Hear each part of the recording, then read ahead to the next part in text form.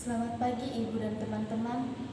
Kami dari kelompok 5 akan mempresentasikan hasil diskusi kami tentang potensi sumber daya pesisir dan laut ke lautan. Di sini kami ada 5 orang. Yang pertama saya sendiri, Florida Rista. Yang kedua, Krisantiana Mali. Yang ketiga, Margareta Dewi Apurnama. Yang keempat, Christian Rivalurasi.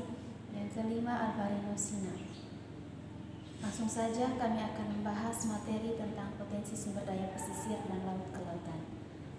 A. Pengertian wilayah kepulauan, pesisir, dan laut. Yang pertama, wilayah kepulauan.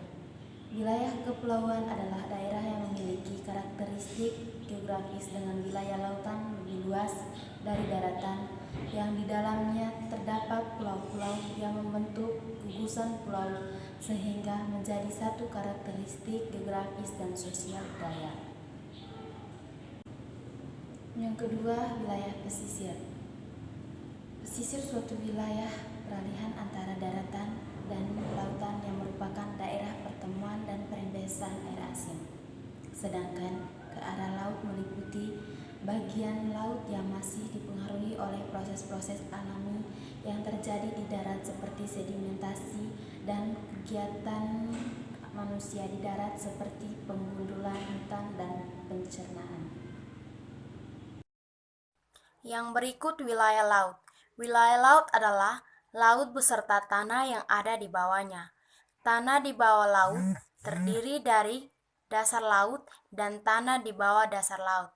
Wilayah laut terbagi atas wilayah yang dikuasai oleh suatu negara atau negara pantai dengan laut tidak dikuasai negara.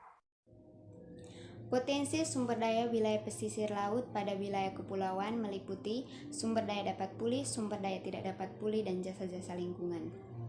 Secara umum, sumber daya kelautan yang ada di wilayah pesisir dan lautan dapat dibagi atas 3 kelompok, yaitu yang pertama, sumber daya dapat pulih atau dapat diperbaharui.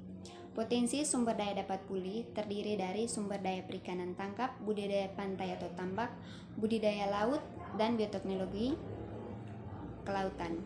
Perairan Indonesia memiliki potensi lestari ikan laut sebesar 6,2 juta ton, terdiri dari ikan pelagis besar 975,0,5 ribu ton, ikan pelagis kecil 3,235,5 ribu ton, ikan demersial 1,786,35 ribu ton, ikan karang konsumsi 63,99 ribu ton, udang penait 74.000 ton, lobster 4,80 ribu ton, dan cumi-cumi 28,25 ribu ton.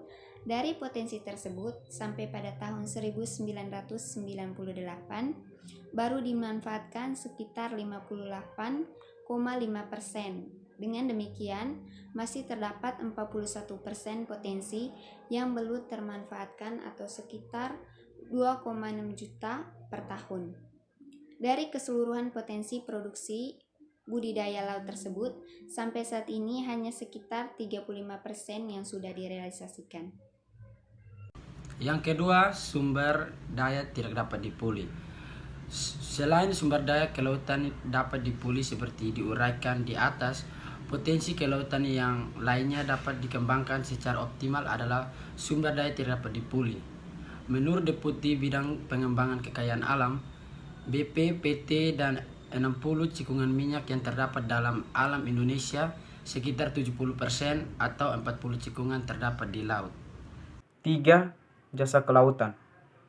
Pemanfaatan sumber daya kelautan secara berkelanjutan juga dapat dilakukan terhadap jasa-jasa lingkungan, terutama untuk pengembangan pariwisata dan pelayaran. Dewasa ini, pariwisata berbasis kelautan atau wisata bahari telah menjadi salah satu produk pariwisata yang menarik. Pembangunan kepariwisataan bahari pada hakikatnya adalah upaya untuk mengembangkan dan memanfaatkan objek dan daya tarik wisata bahari yang terdapat di seluruh pesisir dan lautan Indonesia, yang terwujud dalam bentuk kekayaan alam yang indah, keragaman flora dan fauna seperti terumbu karang dan berbagai jenis ikan hias yang diperkirakan sekitar 263 jenis. Sekian dan terima kasih.